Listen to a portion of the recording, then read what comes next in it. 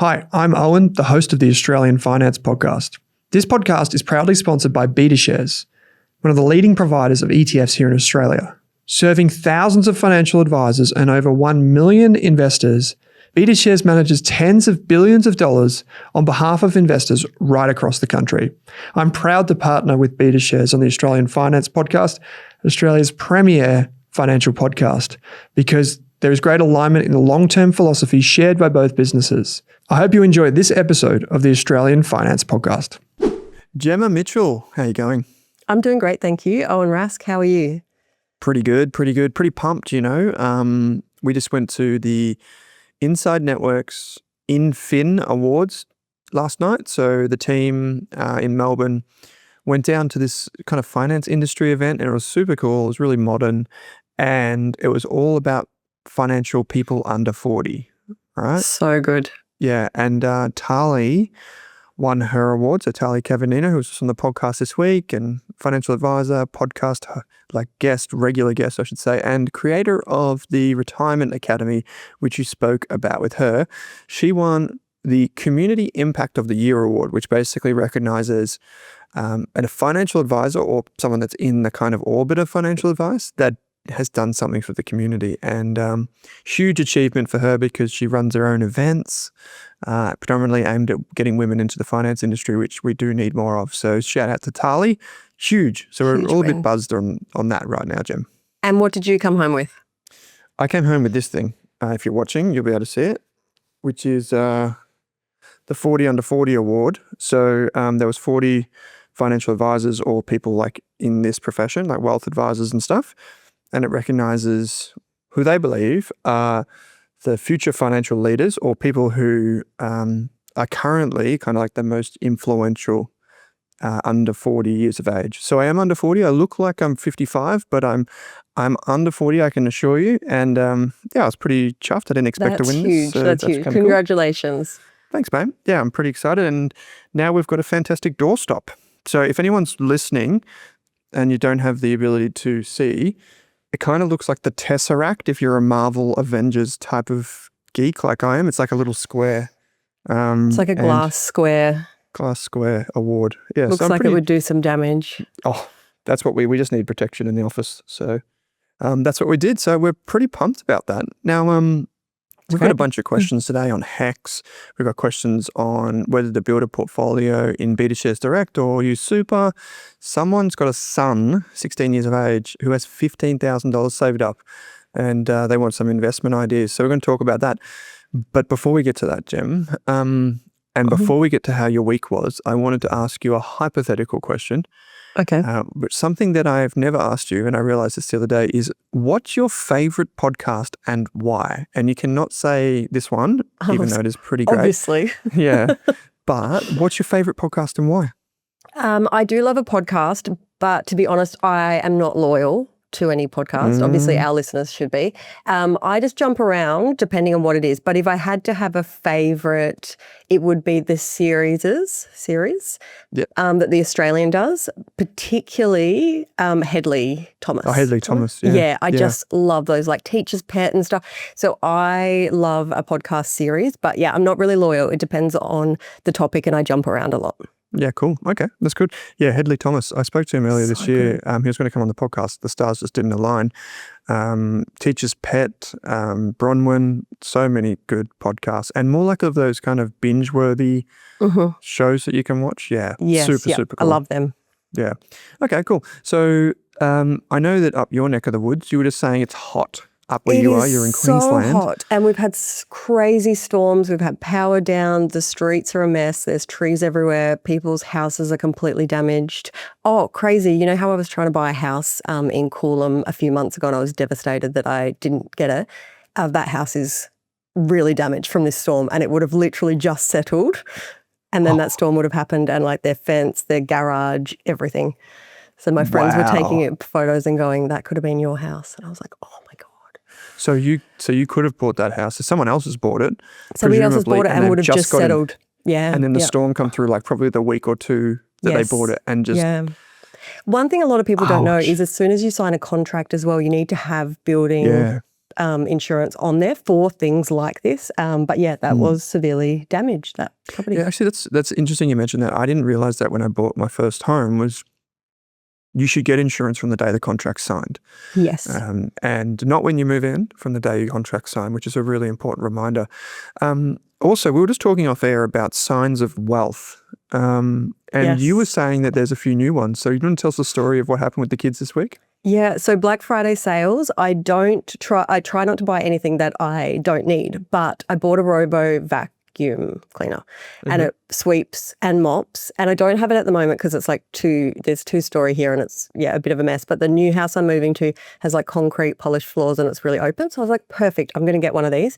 Black Friday sales, anyway, it turns up and the kids are like, oh, are we rich? Only rich people have those. And I'm like, calm down, it's Kogan brand. It probably won't work. It was $300 down from $700. But yes, if that's the new sign of wealth, we are rich. Shout out to Kogan. Let's hope it works. But yes, I got it delivered, but I'm not setting it up till the new house. But yeah, mop and vac. Have you got one? Do you use I do. Yeah. So this yours would actually be a good brand though. No. It's we got ours from Aldi actually. Oh, okay. And it's very good. Yeah, I notice every day when it hasn't been run like I do because we've got the griddles and stuff. They do bring in some dust from outside, and it's really good for that sort of stuff. Have you named yours? Yeah, ours is called Freddie, as in after Freddie Mercury. But yours is called something better, right? Merrill Sweep. Yeah, perfect. How many people would have named it Merrill Sweep? You know what I'm saying? But it's really good, yeah. And Sophie, who's our head of design here at Rask, we were having a chat about this the other day. She's like, you know what? This is not a productivity hack. She's like, every time it just gets caught on some socks or a cable or it's stuck, she's like, I would have been better off just vacuuming myself. Actually vacuuming, yeah. I'm thinking that. I like watching the funny videos, like the reels of them just going down the street and like going into pools and stuff. I'm like, oh, that'd be mine. Yeah. So just quickly on this, I was also saying there are other signs of wealth. We talked about, what did we talk about earlier this year? Something like a Viennetta. Oh, the Viennetta. And then I went out and bought one. It wasn't as good as I remember. But Viennetta used to be. And actually my friends and I were talking about after dinner mints, and they come in the little little chocolate with the mint inside. Yeah, and you were allowed to have like one, and it was like you were So you were rich if you had one of those? Yeah, so my grandma used to have them, but it was like if we had more than one, we would like cripple her financial security kind of thing. Yeah. Well, you were also saying that stairs used to be a sign of wealth. Yeah. Wide hallways are a definite flex in my book. If you've got wide hallways in your house, you are rich. Same with high ceilings. Yes. You are very rich. But then I was also saying, this is the most common one, the distance between the back of your couch and the wall. Yeah, this is a new one. I had never heard of this one before. But if we're going by that, I'm rich. You are rich. I am not rich going by that. So for anyone that doesn't know, these signs of wealth, if you could walk between your couch and the wall, you are rich because it says that you have more than enough space. Like you do not need that space. In my house, the couch is firmly up against the wall, but we've got a very small house. And I do envy the people that do have, that walkability and the wide hallways.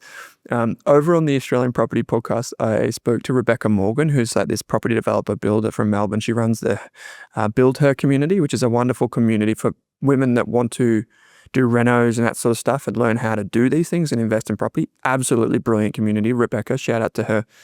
And she was talking about like it's not just that, it's also the lighting. The lights that you have also can determine if you're wealthy or not. She hates downlights, by the way. And I was like, really? I've got downlights everywhere. And she's like, the light's terrible. What else lighting would you have? Well, there's a thing called uplights, which she educated me on. Okay. So an uplight is a light that shines light up, that hangs from the ceiling and shines light up. And it's more of a beautiful light. And I was like, wow, that is rich. Wealth. That is very rich. So anyway, that's what's making news behind the scenes. There's also... we've also heard from the Bureau of Meteorology this week. They've come out with a wonderful new website, Gem. Yes, I actually had a question for you because when I was looking at it, we recently redesigned our website and the BOM have redesigned theirs. So they went over by 2,200%. They went over. Yeah. So how would you feel if our budget blew out that much? And we would be bankrupt. What is 90, was it 94 mil? $96 million is what they 96 paid for their website. for a website design. It's not like a new building. It's not a whole new department. Where does that money go? I'm so confused. To be honest, the new app is pretty sleek. I've got it here on my phone. Well, they never had an app before, did they? No, I don't think so. But the it's, website doesn't it's really cool. work. And But didn't you know they what? have This to is a use the old massive. stuff? This is a massive beast, right? It's not just a website, right? It's got like location data. It's got everything. Like it uses But meteorological they had information. all of that before. True. Yeah, I don't know the specifics, but I can tell you that our website is built internally. And because people love our website at Rask, and we have all the design team internally, we build websites for other people and other businesses. Yeah. So if you do like the look of our website and you want us to build you one, we're currently doing a few for people that you would know in our industry at the moment. But if you do like our website, our designers like to have variability in their work. So what we do is they kind of mix their work between Rask design work and then doing designs for other companies. So if you do like that kind of vibe and you want to get a website built, we'll build your website on WordPress as an FYI. But yeah, reach out to us. So We've got shout out to the capacity. bomb next time. Just come to Yeah. Rask. Yeah, just come straight to Rask. We will go 1,000% over budget just for you guys. But yeah, it's cool. And it's not just like little websites that we do. So we've got some huge websites that we'll probably do and people and brands that people will know in the new year. So yeah, watch this space. But anyway, we have a fair bit of news behind the scenes at Rask. If you didn't already see the podcast or hear it this week, we've got a new retirement academy. So it's an online course. It's built by Tali Cavernino that we just mentioned, under the watchful gaze of Gemma Mitchell here. And that's available on Rask now. So that went live this week. Personally, Gem, I expect this to be probably the biggest I think it will course that we will ever do. Because it's all about people over 50, doesn't matter what like financial stage you're at in your life, wonderful resource for anyone thinking about retirement, even early retirement. What did you make of it? So like the quality and the amount of stuff in it is amazing. Tali and I did an episode that went out this week on it, so I'll link it in the show notes, and we talk about the actual course and who it's for, but also just some info out of it, which is so interesting. But like the quality, how much detail is in there is incredible. And like at the moment, what's our most popular? Is it like the ETF course? I think this will overtake it for sure. Yeah. So currently the three most popular courses, I believe, fact check me here, Jem. The ETF course, the property course, and I think it's one of the savings ones. I think are the top three. But I know the business course is also incredibly popular, and it's often in the top 4. That's a great course as well. And if you are interested in starting your own business or doing something like this, we've got good news for you. There's a podcast series appearing on our Australian Business Podcast in January. So that's the green one if you're unfamiliar with the Australian Business Podcast. And it's an extension of the free course. So if you've taken the free course or you're looking at, growing your business, this new series, it's 10 episodes coming out on the Australian Business Podcast in January, will, I think, knock your socks off because I think they're way better episodes than the first 10 that created that course on Rask. So check that out. 2 other pieces of news, Gem. I'll let you get these across to people. So there's a HECS update and something else. Yeah, so HECS, they've announced that the 20% that's being sliced off balances is rolling out at the moment. So over the next 2 weeks, if you check your HECS balance, you should be seeing a drop, including you, Owen, of 20%, which is so exciting. So make sure that you're keeping an eye on that. We actually have a question about HECS, so we can talk about it a little bit more then. And then there was something else really interesting in the media, and we talk about this a lot, about how, you jump on social media and people are always spruiking about buying property in trusts and all these sneaky ways you can get around the lending restrictions. So Macquarie have already put a stop to this. CBA have put in some pretty strict changes of who they'll allow to do this. And I think we're going to keep seeing the banks follow suit with this because it is an area that we are seeing absolutely booming. And it's a real concern. It really, really is. When I was talking to Ben Kingsley, we went through that on one of our episodes. It's to retire on $3,000 a week. Yeah, he talks about the concerns and stuff in that as well. So we've talked about it several times. Delene from Muzzy Wealth, her and I did a podcast. We talked about it again. So seeing changes like this, banks actually changing policy around it or completely stamping it out is really good to see. Yeah, cool. That's great. So it's going to just kind of make things a bit safer. Obviously, if you're trying to binge yourself on property debt in a trust, for people that are unfamiliar, basically the idea is that when you buy a property, you don't have to hold it in your own individual name. You can hold it in a trust, and effectively you could hold like multiple properties. It's why people do it. So I can tell you from my HECS debt, I'll tell you right now, Gem. Oh, yes. Is it updated? No, Albo hasn't bloody done me a solid. I reckon he listens to the podcast or read my email on the weekend where I gave him a grilling over this stupid 5% property thing. Mm-hmm. And he's gone, don't do that one. It's like Owen can wait till the end of the fortnight. Yeah. So I can actually see here that my HECS went up $1,000. So there you go. I had 3.2% help get, which we've got a question about this in a sec, so we'll get into. Well, let's check back in 2 weeks and we'll check your balance again. I got $32,000 left in my HECS.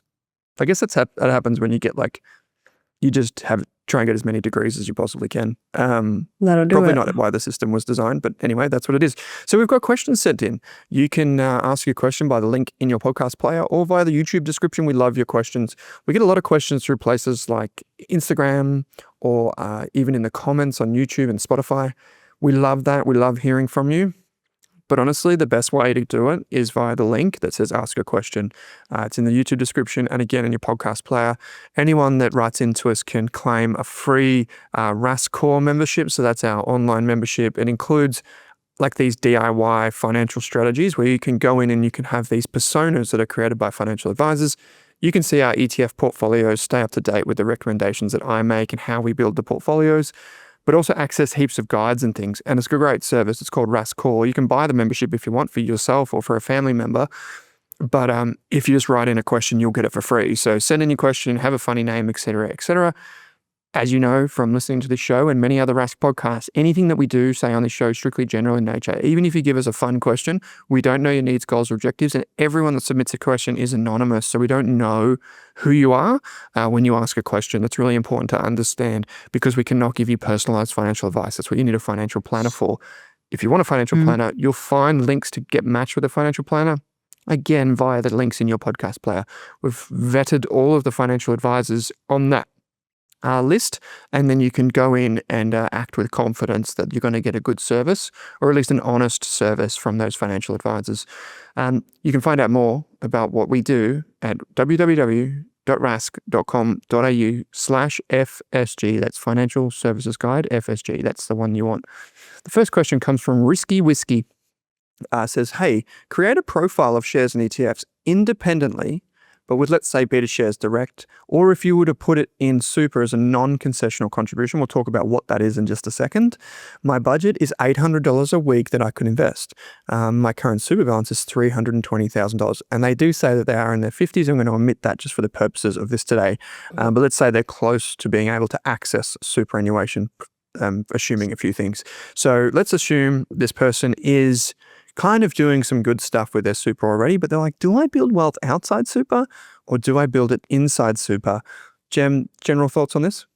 Yeah. So, they've mentioned non-concessional contribution to super. So what that is it means that money's already been taxed. So the $800 is in their bank account. They've paid tax on it from savings, earning it through work, whatever that is, and they put it into super, and then superannuation won't take out the tax. So if work puts it in, or if it's concessional, 15% tax comes out when it hits your super fund. So when it's non-concessional, it means that money was already taxed somewhere else, so that 15% won't come out. So they're saying, should they put it in that way?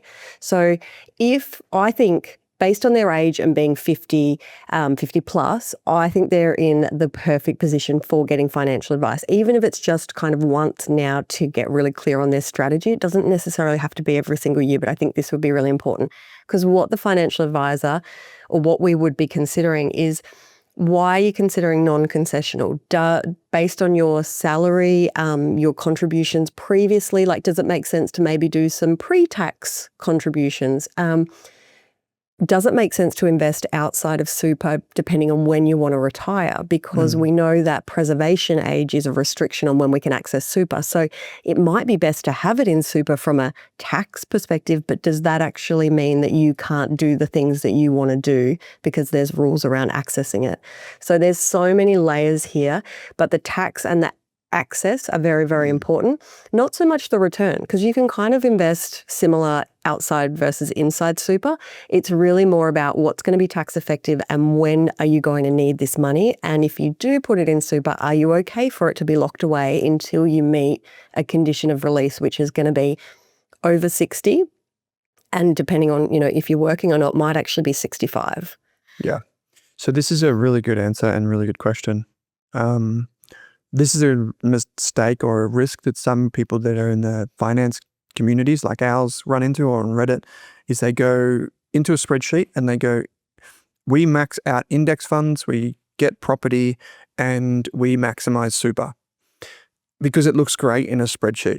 But sometimes what's best in a spreadsheet is not what's best for your lifestyle. And yes, superannuation is more tax effective. So I don't know the Latin. I think it's ceteris paribus, which means they're all else being equal. What you would do if you just were presented with 15% tax rate inside super, then tax-free once I retire, my marginal tax rate or my normal tax rate outside super, and then I pay tax on the income, most people go, well, I'll just shove it all into super. It seems more tax better off. It's tax friendly. So that's great. But if you want to retire early, it doesn't work, because that's the whole premise of retirement early is you don't access your super. So you've got to have other assets. Now, about once or twice a year, Drew says something interesting over on our Australian Investors podcast. And one of the things that he said quite a few years ago that stuck with me, Drew being the financial advisor at Waddle Partners and co-host of the Australian Investors podcast with myself, he says that he prefers it when clients that go to his financial planning firm have 2/3 of their money inside superannuation and 1/3 outside, not including their property. 2/3 inside, 1/3 outside. That's just for let's say middle income Australia, pretty good super balance, have your home kind of thing, right? Everyone's scenario is a little bit different. But if you think about that, let's say, for example, we had $1 million in super, we would have $500,000 outside of super. And the idea here is that if the government changes the rules on superannuation, that then you've got money outside. But if, something else means that super is all of a sudden better, then you can always put more money in. Or as you get closer to retirement, you can, as this person suggests, make a non-concessional contribution, which means that you put the money in, but you don't claim the tax deduction, as Jem said. So that's one. Now, in terms of building a portfolio outside super, I 100% agree with you, Jem. Doesn't matter. If you're going to own ETFs and that sort of stuff, doesn't matter. There's not going to be that much tax because you're not going to be buying and selling a lot. There's not going to be that much fees.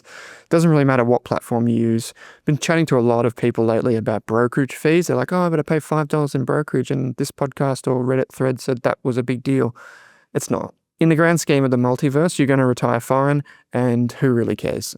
If your brokerage is $3, $5, $10, it really doesn't matter. It's only when you got to worry about those percentage-based brokerage fees, like the ComSec style ones, they get really expensive. But for the most part, doesn't matter if you're inside or outside super. I hope that's kind of a general gist for people, but everyone's situation's different. Next question, leave ready, baby ready. Yeah, I don't know what this ready, means. Baby ready. Yeah, because they're ready to go on leave because the baby's nearly here. Oh, gotcha. Leave ready, Okay. Baby ready. Okay, got it. So this person says, how does parental leave work? My company offers 18 weeks paid parental leave. How does this work with government paid parental leave? Do you take both at the same time or one after the other? How long is government paid parental leave and how long do you apply for this? Or how do you apply for this? Now, I've just had a little baby and my wife is currently receiving the government version. Her employer did pay her one as well. Jem, you fact checked me before we jumped on air. How does it actually work? If my employer says, hey, Owen, you can get, this amount of pay for this long at this rate, but the government also says you can get whatever it is, 26 weeks or how does it actually, like, what's the order of operations and how do you do it? Yeah, so this one, it will really depend on where you work and what your employer's benefit program is. So some employers don't pay paid parental leave, and you potentially are just eligible for the government paid parental leave. So that one there is 26 weeks shared between two parents. So if you're in a partnership, 20 days has to go to the other partner because they're encouraging both to take some leave. But yeah, your paid one through work is usually a set amount of weeks. So this person said theirs is 18. I've seen them, up to 26 weeks. It really depends. And some people will choose to even take that at half pay to stretch it out even further. So when you are planning this, talking to work about their policy and your options to take it are very, very important. And then it changed a few years ago, actually quite a few years ago. That used to be that you got from Centrelink, your paid, your Centrelink government paid parental leave. But now it actually goes, for the most part, it actually goes through your employer. So they pay it to your employer and then they pay it in your payroll. So you would go, say if you had this leave. So they would pay it to Rask and then Rask would pay me. Yeah. Okay, gotcha. And when you do the application, so you can do the application like up to 12 weeks out from when you're eligible for when baby's due date is. So you can do the application and it will say in there, it asks you questions about the size of your employer and all these different things because they're trying to work out, will Centrelink pay you direct if you're still like on the payroll and things, or will they pay via your employer? But I see most of them get paid by their employer now. You can also decide if you want it paid at the same time. Keep in mind that might mean a bit more tax because it's a higher amount, or you could take one after the other. But where it stitched me up with mine was I took my employer leave first when I had my babies. Happened to me twice. Took my employer leave first, thinking that when that ran out, I would take I think it was 18 weeks at the time, the Centrelink one. But I actually decided to go back to work sooner because I was like, I need to get back to work. And I just went back and then I wasn't eligible for it. So yeah, it's tricky, but you can actually change it. You can decide which works for you, but applying 12 weeks out from the actual Centrelink is really crucial. It takes them a little while. They're not, it's not super speedy, but talking to your employer as soon as possible on what, how it will work, what your entitlements are with them, how long you can take, if you can take half pay, all that kind of stuff. But also planning for when you come back is really important. So yes, having your cash flow in this period, but what happens when you come back? Will your employer let you go half pay? Is there flexibility? Yeah. How will that change? Important. They're conversations you want to have as well. And to be honest, some employers are shit. So yeah, they are. Yeah, so that might not be an option. And sometimes you do need to play the game. Like you need to be like, you have to be at this employer for 18 months. I don't like to say this because as an employer myself, I know how brutal it can be for small businesses because like we try and attract talent, but we can't afford to pay like the same as Commonwealth Bank as a kind of like workplace kind of paternity or maternity leave. Like we just can't do that. So I don't like to say this, but sometimes you just have to play the game. Like if you're not going to be able to survive financially and your employer can't do it, maybe it's time to plan 18 months in advance. Like with this person, you wouldn't want to be doing it at the last minute. But because some of the workplaces have a rule, like you have to be working for 13 months or something before you're eligible. And it's just being aware of that. It is a consideration for people at this age, right? At family planning age, on what employer you will work for that has these kind of benefits. I worked for a major super fund and you only had to be there 3 months and I just scraped in. I was like working out due dates and stuff and I was like, oh my God, I might not even be eligible for this. But it all worked out. I think that like hopefully in the next couple of years, once Rask grows a little bit, once we have more people and we have like more layers of like redundancy underneath people, like if one of the financial advisors went on like a maternity leave right now, I'd probably have a heart attack, like legit, or like one of our team members. But like we want to create an environment where that is okay and then, do all that. Just a quick one. I heard at the Inside Networks InFin event yesterday, by the way, if you are in finance, this is literally everyone that I have spoken to from yesterday's event said it was the best finance event they've ever been to. And even some of our team, like Pete, who's been in the industry for like 15 years, he's like, best event ever. So seriously, if it comes around and you're in finance, even if you're not a financial advisor or whatever, it's not just for those people. Check out the Inside Networks events page. And it's super chill. I think it's free for anyone under 40. So check it out. Anyway, one of the things that happened yesterday was Tom Boyd, one of the kind of more famous AFL players of the last, say, 10 years, 15 years. He did a speech on mental health. And what he actually said, and I didn't know this even as an employer, so shout out to everyone that's an employer. Starting from next week, December 1st, this is in Victoria, and I think it's already rolling out across the country or has rolled out. And this is, I'm going to read from Google here. The Victorian Government's Mental Health Empower Workforce Rule is a new set of OHS regulations taking effect on the 1st of December 2025, which requires employers to manage psychosocial hazards and treat psychological health with the same importance as physical health. So this is a huge change. What it basically means, everyone, is your employer, and this is for the employers as well, you have to treat mental health conditions the same way that you have to treat physical health conditions. So if someone's having mental health issues, you have to support them. I didn't know this rule was coming in, but it's another one of these kind of layers, Gem, like we just talk about maternity leave and paternity leave. This is another thing that employers are having to foot the bill for, but it's obviously important as well. So maybe just check out with your employer like what this means, because I have no idea, but like they might know, and they might be able to support you in other ways that you may not realize as well. So even if you're not having kids, just a quick one there. The next question comes from Heaps of HECS, which is a good question. We're just talking about this. Heaps of HECS says, I have a HECS debt that isn't going down. I hear you, brother. I'm not paying anything. When do I need to start? Should I pay extra off it? Gem, just quickly. So the HECS debt's not going down. Why might that be the case? Yeah, so that's because of indexation. So what happens is while it doesn't have interest as such like a normal loan, so if you had a personal loan or a home loan, you'd see interest being applied to the balance every single month. So, and then you're making repayments, so it's kind of like offsetting it. It should generally be going down. But with HECS, you don't have to make a payment until you are earning over a certain threshold.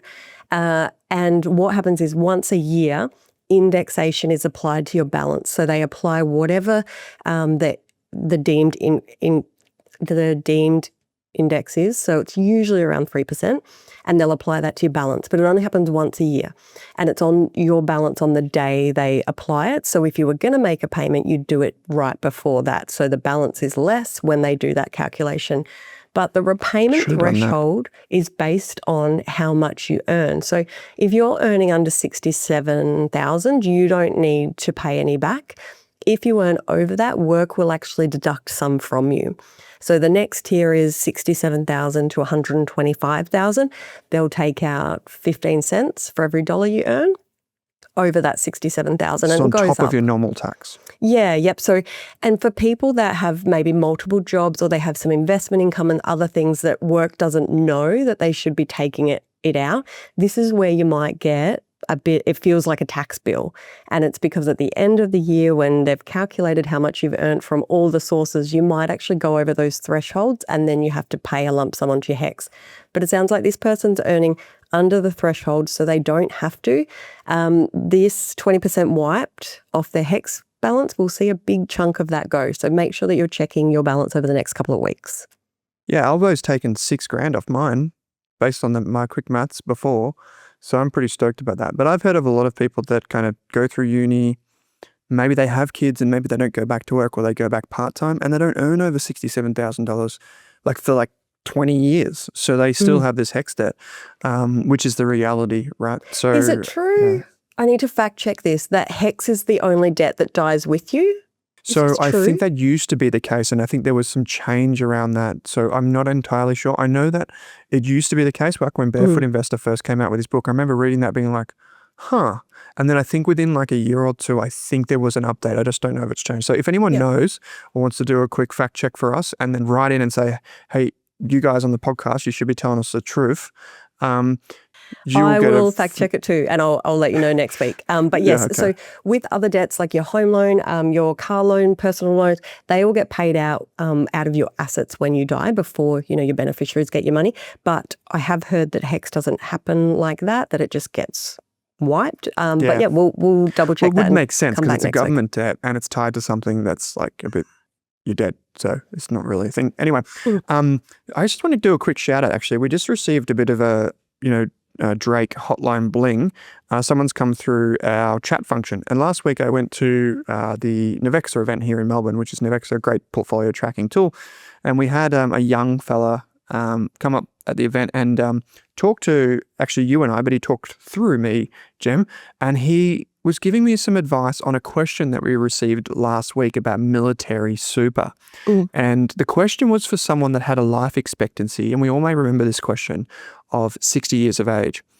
And he said something which I think is really important for anyone with the military background or that MSBS. He said that you can do a retroactive medical discharge. So what this means is through the CSC, he was really amazing in his and the way he articulated this. So shout out to you, good sir. He was saying that a lot of people in the military, there's a lot of stigma around not claiming benefits because if you go to it, it feels like you're letting the team down. But secondly, if you need to get out of the army or the Navy or whatever you're in and you want to leave, they kind of won't let you leave until your medical issues are resolved and you go through the process. And a lot of people by then want to get out. So they'll just lie and they'll say, I actually don't have any medical issues. But then they're plagued by it for years to come. So the way you can approach this if you are in this situation is you can use the DVA, but you can also go to CSC direct. So you don't need to go to the military. You can go to CSC directly and you can do something called a retroactive medical discharge, which is where you can say after leaving the military within a certain period of time that you did in fact have something and it is affecting you. And you could get pension payments potentially for the rest of your life. You could get some sort of subsidy and you could almost certainly get a gold card, so covering medical expenses. They even went to so far as to say that one of the things that can happen is you can get, there's benefits if you speak to the CSC around things like if you get on one of those payments or a part payment or the gold card, that your family can receive medical care and your children can get an allowance as well. So if you are in the military, if you have served your country in any capacity, there is absolutely no stigma around this. Go and speak to CSC, get in touch with MSBS, you deserve it. That's why it exists. So keep that in mind. Okay, we've got two quick questions here on the end. First one comes from Helpful Harry. My son is 16 and is learning about investing. He has saved, get this, Gem, $15,000 and is pretty level-headed. At 16, that is so impressive. Can you imagine? Can you please advise some ideas, podcasts, etc., that will help him learn the basics? Yeah, we can give you some of that. That's what we do. Jem, what do you think? Yeah, absolutely. It depends like what format he likes. Yeah, podcasts, absolutely. I was thinking, even we talked earlier about our ETF course and our share course, like that would totally suit a 16-year-old that they could go through and they would pick up so much on it. They could just start investing as well with a small amount. Like they don't have to dive in with this whole 15. So maybe, they look at micro investing or one of the other platforms and it would have to be in a minor account because a 16-year-old can't hold shares. But from a learning capacity, doing is great. You could do something with them. But like we've got the Investor podcast. I don't know if that would be a little bit... A bit more advanced. More advanced, yeah. But I'm thinking, like Raise has lots of education. We've got lots of education on the website. We've got those two courses that we've already talked about. And then in terms of books... I think the Barefoot Investor book. At 16, you could read the Barefoot Investor book. Yes. For sure. Yeah, absolutely. Tash and Anna did How Not to Work Forever. That's got lots of key concepts and things in it. Like I don't think that would be, there'd be some good takeaways in there. It just depends, if they want to read a book versus doing these little podcasts. Robert Kiyosaki's book, like he's an absolute lunatic, let's be honest. But his book was very good, which is Rich Dad, Poor Dad. And younger people can relate to it because they can think of parents and role models with money and so on. It's really easy for them to relate to and grasp those ideas. But yeah, so courses, I would go ETF investing course on Rask. I would read Barefoot and Kiyosaki's, and Tash and Anna's book's good. But then I would probably also just ask him what kinds of things he's interested in, because like I met a phenomenal young man who was younger than this, just not a man, he's a boy, not too long ago, and he listens to 4-hour podcasts on entrepreneurialism. So maybe you just need to understand that, and then you can recommend topics or concepts like our Business 101 course. Maybe he's really entrepreneurial. Maybe it doesn't stop with finance and investing. Maybe it's, I want to build a business. I want to know how to build a business. I want to do all those types of career things. So get a hold absolutely. of that. We've just assumed share investing, but it could be lots of different stuff. Yeah. Final one comes from Grinchy. Our family, then this is a good one. Coming to Christmas, we've got some gift ideas coming up in an episode, by the way, people. So I would love to know if you've got any under $50 gift ideas, because I need to fill the spot with one of mine. I've got 4 so far. Grinchy says, our family does a $50 Secret Santa, but some go way over like it's a competition. I know that feeling. Should I stick to the limit, or do I match what everyone else is doing? Any tips, Gem? What would you do? I hate spending money, so I would absolutely stick to the limit. Absolutely. No, the limit is there for a reason. If people were going overboard, that's on them.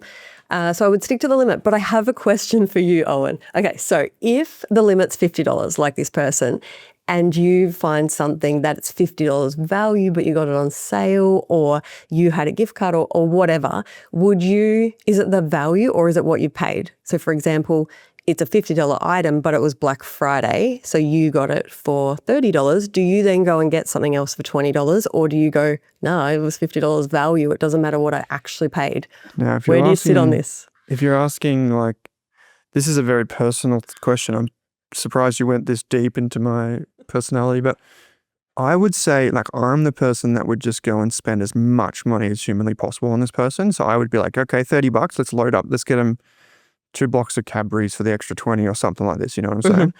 That said, I always think that these $50 Secret Santas are a bit of fun. So I treat it like if someone's going to go, like, you know, there's always that one family member that's like, you know, that they spent like $80.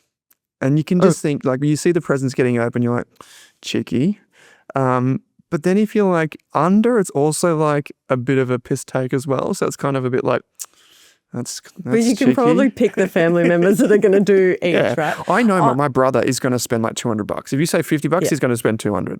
There's no if doubt. you say 50, I'm spending 50. But I would also, so in my example of saving money, I would also increase my present if I could get it on sale. So an $80 thing, if it was on sale for 50, I'm like, win. Like, so I think you spend the limit and you get as much value as possible for that. But I might go over a couple of bucks, but I'm not like going out of my way to spend more money. I don't know if this is a me thing, Jem, but I feel like other people could relate to this. Like, we were talking about how, like, signs of wealth. When I was younger, all that I ever got from my in-laws was Lynx Africa. Yes, my dad would do that, and we would get giant Toblerones. So all the boys would get a Lynx Africa gift kit, and us girls would get these giant Toblerones. I don't know if anyone else can relate to this. I think that they can. But you would get like this like little Lynx gift pack. So it would have like the Lynx Africa spray, which let's be honest was like pollution straight into the environment. Spray it under your arm and your hair falls off. The burn, Yeah. And then you get like the shower gel thing, and you would come out and you would probably have blotches on your skin, and you'd be like, oh, like... This is what I remember. Those gift packs are still around. Like, you walk into Chemist Warehouse or anything, and they're just like, they've got walls of them, of those types of things. Yeah, that was actually like, now that I think about it, I'm going to go to therapy for that, because that was. So like are they not getting you that anymore? Oh, well, we don't do it anymore. We do Secret Santa, which is such a better idea than just I'm going to buy you that this year, just so you can. Wouldn't it be better though? Like, wouldn't it be better? Like, hey, one person spend $50 on like a present and get something that's like not just going to go straight into the tip and destroy the environment, then like 10 sets of nail clippers or 3 Lynx Africas. Like, how many Lynx Africas can you have? You know what I'm saying? Well, we're going to do this episode that's coming out in the next few weeks, and it's our top 5 gifts for under $50. And my big point around that is going to be, don't buy stuff that people don't want, that they just have to store, because it's as much of a burden receiving a gift, I think, as having to buy it for someone when you don't want to buy that person a present. So I'm like, let's just not buy junk. So I've got tips from the team on this as well. I've got one from Amazon, one from online, one that you can buy in a shopping center. And I've got a bottle of wine, which I'm not normally about repping alcohol on the show, but because I'm not that big of a drinker anyway. But this one is just, if you love an Australian Pinot Noir, oh my God. And then I've got 2 books. So I got some. Is one I got that's some called The merch. Money Reset? Spoiler. Oh. Oh no, that's a premium quality book now. It's leather bound. That's 150, not 50. So The Money Reset by Gemma Mitchell, I believe. So you may have heard Perfect of her stocking filler. on the Australian Finance podcast rather. But we do just want to say special shout out to everyone that sent in a question. If you do want to fact check us on HECS, does your HECS debt carry as a debt when you die? That's a good one. Give us some Secret Santa gift ideas. We would love that. We can share it with the community. Anyone who writes in a question between now and the end of the year gets Rask Core for free. Get our membership, premium membership, recommendations, research on stocks, these DIY kind of financial plans or strategies, quote unquote. Thank you, Risky Whiskey, Leave Ready, Baby Ready, Heaps of HECS, Helpful Harry, and Grinchy. And of course, thank you, Jem. All the best with the cleanup. I hope everyone up there on the sunny coast is okay, and then that person that bought the house that you were going to buy is okay too. Has good insurance. Yes, yeah, absolutely. Definitely. Great. Well, I'll see you next week. See you next week. Thanks for watching this episode of the podcast. If you want to hear more from us, you can get daily videos and podcasts on Rask's YouTube channel. Or if you want to enroll in a free course on investing, property, business, money, you name it, you can join over 34,000 other students and enroll in a free course on the Rask website. Simply head to www.rask.com.au and follow the prompts. Thanks for watching this Rask podcast.